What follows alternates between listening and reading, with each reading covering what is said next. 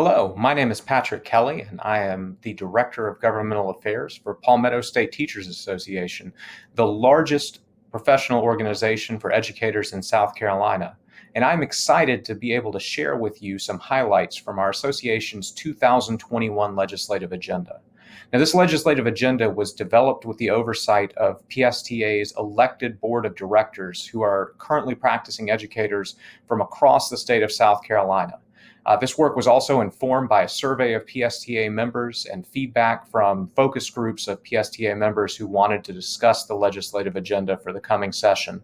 And we believe that this agenda represents a critically important policy document in South Carolina because education is a top priority for our state, a top area of state spending and state policy work.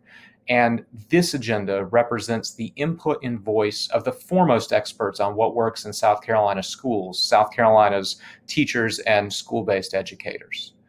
Now, this coming legislative session will be an incredibly important one for our state, as the General Assembly seeks to address issues ranging from the ongoing impact of COVID-19 on our state to the economic fallout of the pandemic.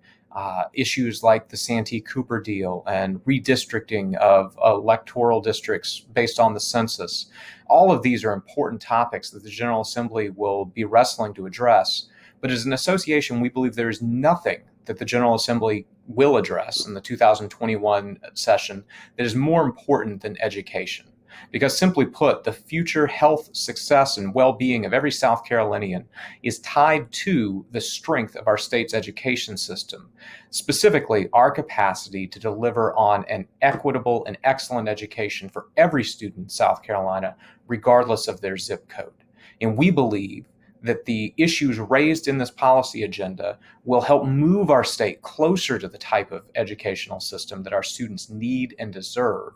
And we're excited to work with members of the General Assembly in 2021 to try to move these kind of issues from proposal into policy.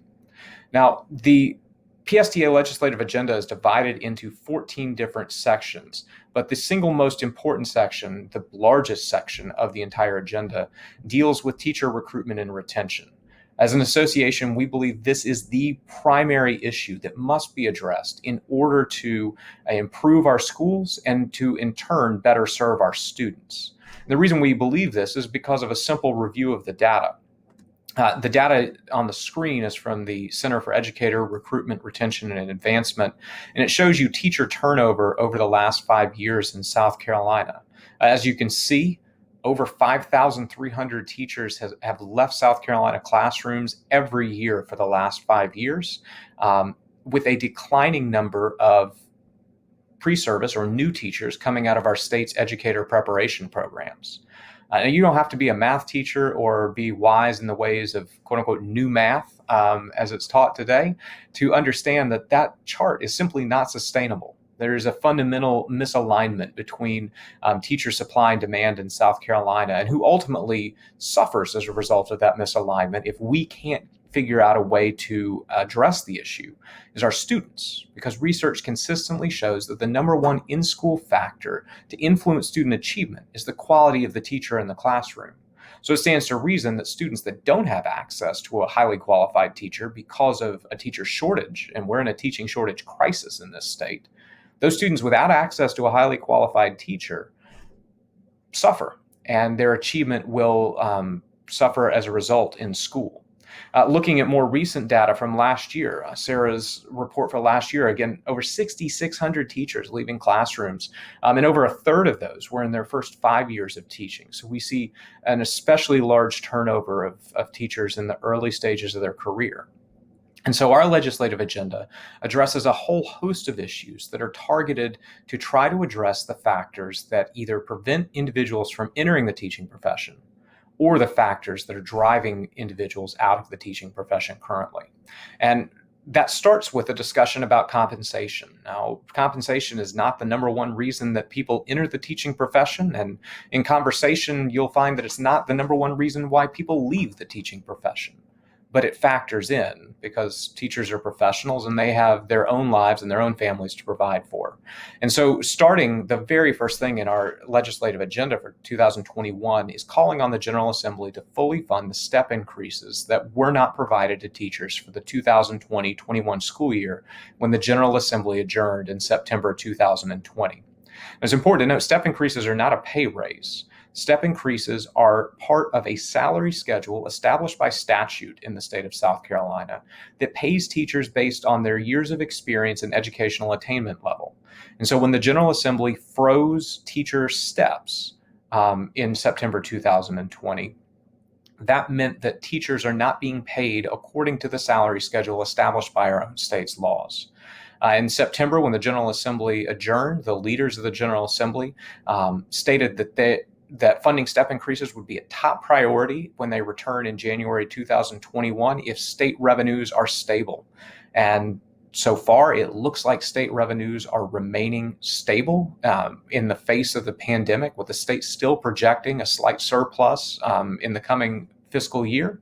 And so when the General Assembly returns in January, we believe that the state has an obligation to fulfill its promise to teachers by retroactively funding the step increase through supplemental legislation. Now, beyond the step increase, we think the state still has work to do in the area of compensation as it relates to the salary schedule. And first and foremost, we believe that the state must increase starting teacher salary in South Carolina to $40,000 across all districts. Currently, starting teacher salary in state law, the minimum it can be is $35,000, and that is a result of the hard work of the General Assembly in recent years. But it's important to note that every teacher in South Carolina must have at minimum a bachelor's degree of educational attainment. And a starting salary of $35,000 for an individual with a bachelor's degree on the wider labor market is simply not competitive. $40,000 moves our teachers closer to a competitive wage in the larger labor market. And it also can help address the fact that a large portion of our teacher turnover are from early career teachers who often struggle in the face of student debt to make do on low starting teacher salaries. And so we think that this is targeted to address the specific data on early career teacher turnover in South Carolina. Beyond that $40,000 increase, which would be a significant raise for a lot of teachers in years 1, 2, 3, and possibly even 4 of teaching, we believe that all South Carolina educators should receive an 8% salary increase in the current salary schedule. Now, that 8% is not an arbitrary number, and it's important to note that we as an association recognize that the coming year is likely to be a difficult one financially for the state in terms of state revenues as we continue to move past the impact of the pandemic.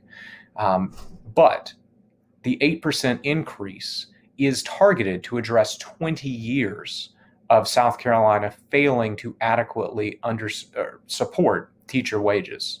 And that can be seen in the data at the bottom of the screen from the National Center for Education Statistics out of the U.S. Department of Education. In particular, if you look at the South Carolina at the top, this negative 6.6 number on the far right column indicates that since 2000, South Carolina teacher salaries have fallen by 6.6% when adjusted for inflation. So an 8% increase catches teachers back up to where they were in 2000 relative to inflation, plus a 1.4% cost of living adjustment. That 8% also is significant because it would raise South Carolina teacher salaries that are currently, on average, 9th out of 13 in the Southeast to 2nd out of 13 in the Southeast, making us more competitive compared to our neighbors when we're talking about a teacher work supply. And finally, we call on the General Assembly to raise the number of steps on the teacher salary schedule that are funded by the state to 28 from the current number of 23. We believe that this number is appropriate because full retirement age for individuals under the old retirement system is 28 years of service. And so the state, we believe, should be funding a step increase up into the point of full retirement eligibility.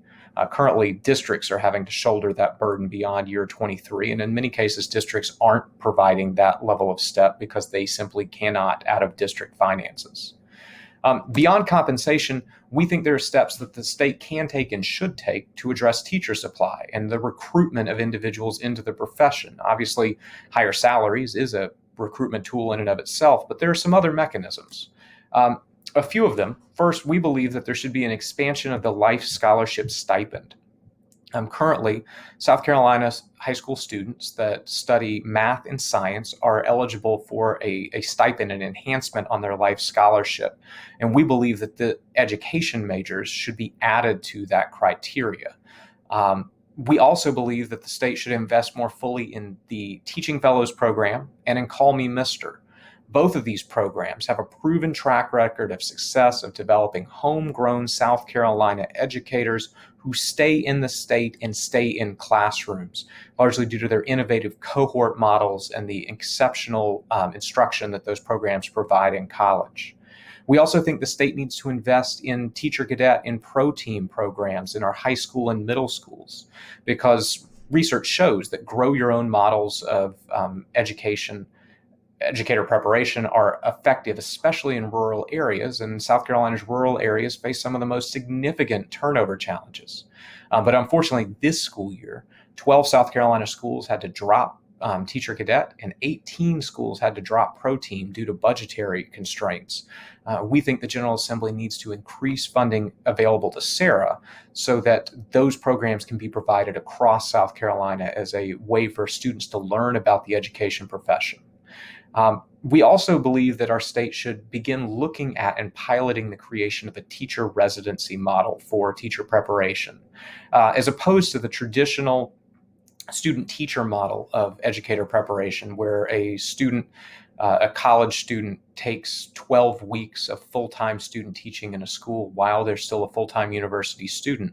A residency model would work similar to what is seen in the medical profession, where a individual works full-time in a hospital or in a medical setting before they are fully certified and licensed, but they're doing so for pay, and they're doing so under the mentorship of a master doctor. We think educators could benefit from the same kind of format. And there is ample research showing that residency programs are effective in improving student achievement as a retention tool for the new teacher, and also for the master teacher that works with the new teacher, because they're able to share the workload and also collaboratively grow from their work together. We also think the state should fully cover initial certification costs for first-year teachers, including the fees associated with the Praxis certification exams. We would view that as a reimbursable expense from the state for a first-year teacher once they're offered a contract by a school district. We also think the state needs to, beyond just compensation, find other ways to incentivize teachers to be retained, to stick in the profession. And there's a few things that we think are critically important there. First, we would call on the state to begin looking at the creation of career pathways or career ladders for teachers. Currently, in most schools and most districts, there is no real career trajectory for a classroom teacher beyond potentially becoming department chair. And so teachers are faced with the choice of either staying in the classroom and doing what they love with direct instruction of students, or if they want additional compensation and additional leadership, they have to leave the classroom to go into an administrative role. Other states have shown that there's a middle way that allow teachers to keep a foot in the classroom and leverage their expertise on behalf of students, but take on greater leadership roles outside the classroom to leverage their expertise on behalf of their colleagues in their profession. The state of Iowa, for example, provides districts with an additional $300, just over $300 per pupil, to allow districts to create hybrid leadership roles for teachers that, again, keep them in the classroom, but allow them to have career growth and leadership growth without having to leave the classroom entirely. We also believe that the state should reinstitute the stipend for teachers that achieve national board certification. This is a rigorous professional growth process. And as the data on the screen shows you, this is data from a report that Sarah produced a few years ago. National board certified teachers in South Carolina stay in the classroom at greater rates than non-national board certified teachers. So we think the state should invest in a proven strategy. Currently, the state has a rural recruitment initiative that provides additional funding to our state's rural districts with a large teacher turnover to create incentives and programs to better retain teachers. That relatively young program is showing some promising success. So we believe the state should make it a permanent program and also more strongly funded. And finally, we believe that mentoring is an essential component of retention of early career teachers, but currently there is no state-level financial support for teachers that become mentors of new teachers. Some districts provide stipends, but not all. We believe that the state should provide stipends for all educators that are an assigned and trained mentor for first and second year teachers. We also think that retention requires improving teacher work conditions, and there's a couple issues here. First, we call on the General Assembly to look at evaluation reform. The current evaluation system for South Carolina teachers is unduly burdensome and cumbersome, with a lot of redundant paperwork in the SLO process, especially through sclead.org. Evaluation is an important part of professional growth, but inefficient evaluation detracts from a teacher's capacity and administrator's capacity to work directly with students. So we want to see reform and efficiency there. We think it's critically important that the General Assembly and the State Board of Education visit the issue of class size and student load. Simply put, a teacher that is maxed out on class size and student load lacks the time and capacity to fully meet the individualized needs of every student. And on the screen, I've put some of the existing max class size caps and loads for various grade levels. You can see in grades 4 and 5, under state regulations, a teacher can have up to 35 students in a classroom. Now, I'm a high school teacher, but I would struggle with 35 in high school. 35 in a fourth grade classroom is completely inappropriate, and that number needs to come down. At the secondary, middle, and high level, teachers in subject areas other than PE and art can have up to 150 students a day. If you're a high school English teacher trying to grade 150 essays at a time, you don't have time to give the rich feedback that students deserve. That max load has to be addressed. And the max load has to be addressed for PE and art as well, because it's even higher. There needs to be a max load for virtual instruction. Currently, there is not one. So teachers could have 300 students in a virtual environment. Again, inappropriate and not in the best interest of students, and our state needs to address that. We also believe that our state needs to establish clear criteria through regulation, either at the state board level or through statute at the General Assembly level, that forbids districts from requiring teachers to engage in dual modality instruction, where they are responsible for teaching students directly in person, live, face-to-face, simultaneously with online instruction. It's a burden that too many teachers have had to shoulder during the pandemic and is overwhelming. We call on the General Assembly to establish protected planning time for teachers and unencumbered lunch. We also believe that certificate renewal should be streamlined for teachers, with a revisiting of the PD matrix that the State Department currently maintains for renewal for awarding certificate renewal hours.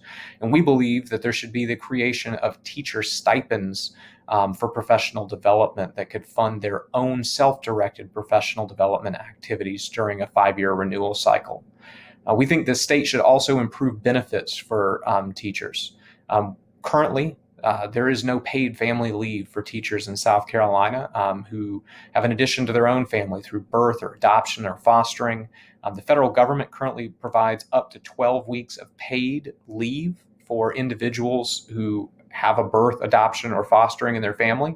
We believe the state should be doing the same thing for state employees. And the General Assembly needs to look at the state health plan, because while premiums have largely stayed stagnant over the last few years, which has been good, deductibles have slowly increased, and the amount of coverage provided has not kept pace with what should be provided as a result of what teachers are paying. Priority number 2 is around school funding. And obviously this is a huge issue, but when we look at funding reform, there's a couple things that we're pushing for in our legislative agenda. First, we call on the General Assembly to fully fund the base student cost under the existing Education Finance Act. Currently, for this year, the state funded the base student cost at $2,489 per pupil. That is lower than what the state funded the per pupil cost in 2008. In 2021, the state's own projections under our own state law indicate that the base student cost should be $3,140 per student. We call on the state to meet their obligation under our law. We also believe that the state needs to look at EIA, Education Improvement Act funding, which comes through the penny sales tax. EIA funding has proven to be critically important for a host of important programs in South Carolina, including things like teaching fellows. But the EIA is undercut by 23 pages of sales tax exemptions under South Carolina Code for things such as amusement park rides and zoo animals and even the rental of porta potties. If EIA funding is going to be an important stream of financing for our schools, we need to better streamline what is getting exemptions to that penny sales tax. We need reform or replacement of Act 388, which diminishes the capacity of local school districts to adequately raise funding and support for their local programs. We need to address property tax abatements in our state. A report that came out recently from Good Jobs, a think tank, found that South Carolina school districts last year lost out on $423 million due to local property tax abatements. And as an association, we think that the state needs to step in to either cap the amount of time that an abatement can be given to, say, 5 years instead of 20, or there needs to be an exemption for school operating costs out of property tax incentives and abatements that are offered to businesses and manufacturers. And then ultimately, we think that it's time for the state to revise the Education Funding Act formula itself. That formula was established in the 1970s and is far overdue for reform to adequately address the needs of students today and to address issues like charter school expansion that were not an issue in the 1970s when the EFA was created. So on the screen, you have some of the things that we believe should be driving discussion around education funding reform. Goals like efficiency and accountability and transparency need to inform that conversation. We think the General Assembly needs to open that conversation and make movement in that area. Priorities 3 and 4 for our association deal with assessment and accountability. In the area of assessment, we're dealing specifically with testing, and we believe that the state should establish a 3% instructional cap on district and state required testing, and state required testing would include federally required testing as well. Currently, the General Assembly in recent years has diminished in some areas the amount of testing required in schools, but a lot of the testing that happens is district required testing that's aligned to state required testing, benchmarks that consume far too much instructional time. We believe that an appropriate metric would be for a cap of 3% of student instructional time during a 180-day year to be allocated for district and state and federal required testing. The rest shielded and guarded for instruction so that students can learn and grow and not simply be tested. We think that there's a need for fundamental test design revision in South Carolina. Too many of our high-stakes tests are low quality and not aligned to the rich, robust goals established in the profile of the South Carolina graduate. And we would like to see the state permanently remove the 20% grade requirement for students in end-of-course exam subjects. Superintendent Spearman wisely has waived that requirement if districts will take advantage of the waiver for the current school year, but we think that that's an important element to reduce stress on students and to reduce the high-stakes nature of these tests. We also think that our state needs to revisit our accountability system for the school report card because the Every Student Succeeds Act, ESSA, provides greater flexibilities for school accountability than what we currently exercise under our existing report card system. Priority 5 is about protecting professionalism in teaching in South Carolina. And we believe that the General Assembly should pass a version of the Educator Fundamentals for Professional Excellence that was contained in Senate Bill 419 during the prior educational session. We think that this kind of statement of a quote-unquote teacher bill of rights is important to protect the professional integrity of teachers and teaching in South Carolina. But by the same token, we reject any efforts, and we will oppose any efforts by the General Assembly to create pathways for non-certified individuals to teach in South Carolina schools, as was allowed for in Senate Bill 419 in the last session. We think that there are ample alternative pathways to certification in South Carolina, and any allowance of non-certified individuals deprofessionalizes the teaching in South Carolina, but more importantly, underserves our students by not ensuring that individuals in the classroom have adequate training and preparation in areas of pedagogy and classroom management and related parts of the art of teaching. And finally, we believe that there should be additional opportunities for pathways into certified teaching. In particular, we'd like to see an expansion of the provisional certificate that was allowed this year for individuals that weren't able to take the praxis as a result of COVID-19. We'd like to see that become more of a permanent feature with a pathway for individuals that fall 5 points or less short of certification on their praxis exam. The provisional certificate would allow them to teach while getting remediation in the subject area aligned with the praxis, so that that test alone is not the sole determinant of whether or not they can move into the teaching profession. Priority 6 is around safe and healthy schools. And what that looks like is we believe that we need increased funding for wraparound services for students. That involves increased access to mental health professionals. There are entire school districts in South Carolina that have less than a full-time psychologist to serve the entire district. It means a full-time nurse in every school in South Carolina. At one point during the summer, there were over 100 schools in South Carolina without a full-time nurse, and there are still many without. That's not acceptable, especially during the midst of a generational public health crisis. We believe that it is important to provide safety in every single school as well. We want to see expansion of provision for teacher mental health services through state benefits plans.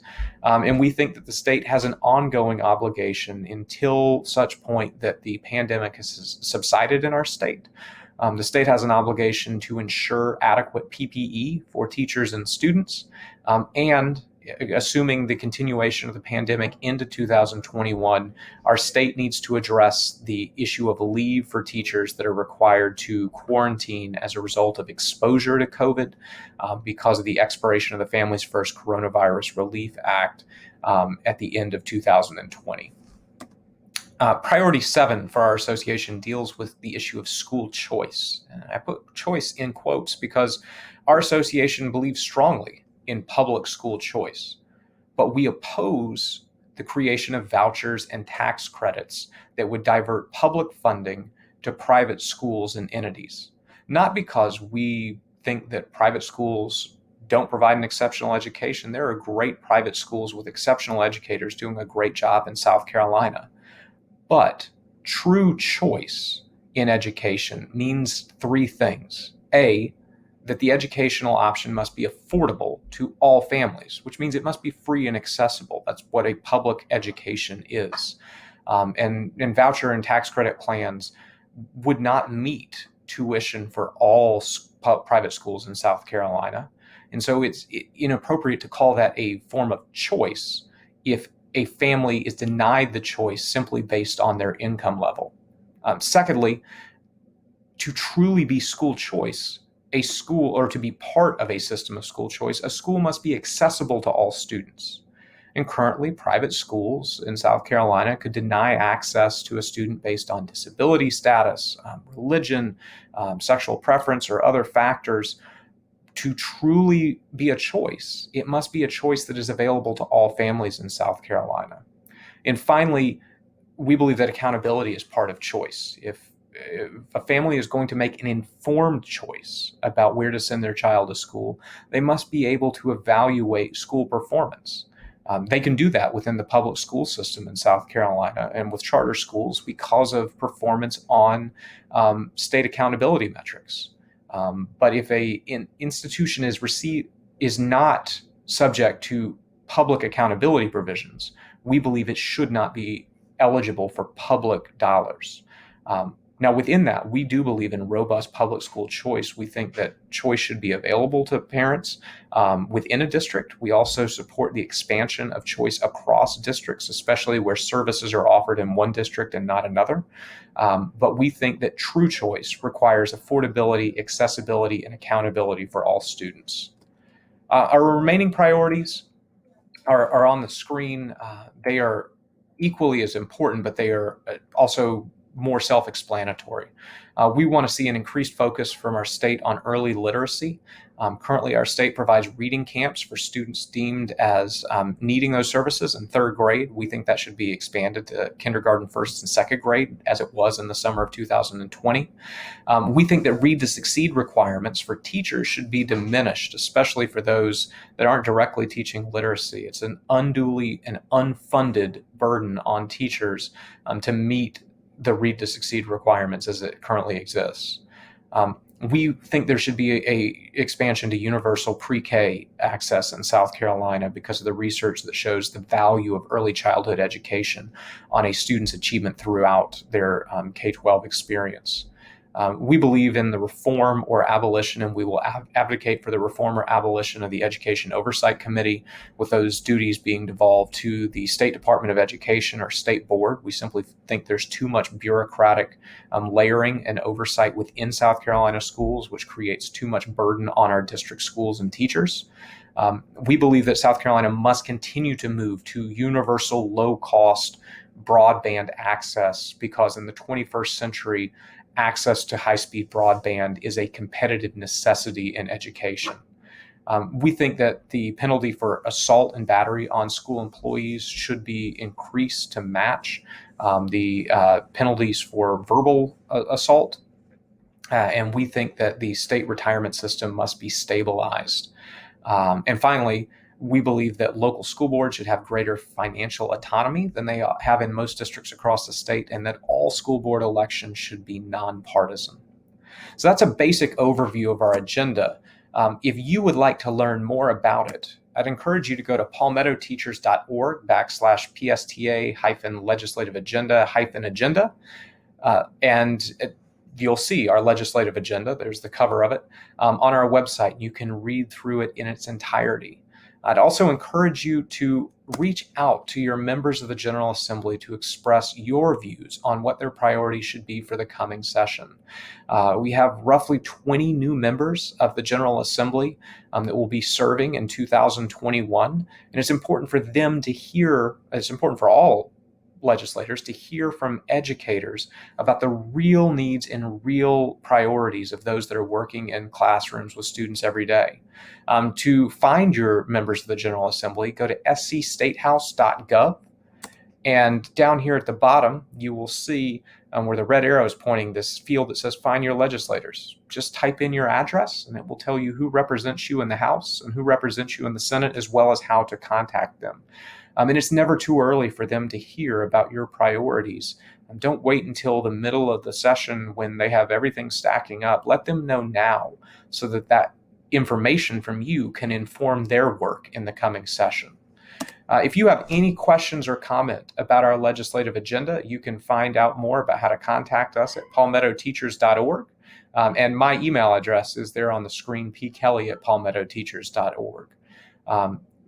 As an association, we're excited this year to work with members of the General Assembly and the State Board and other policymakers in South Carolina to move our state toward the education system that we all want for our students across every corner of this great state. And we are excited to continue to serve and advocate on behalf of South Carolina's educators.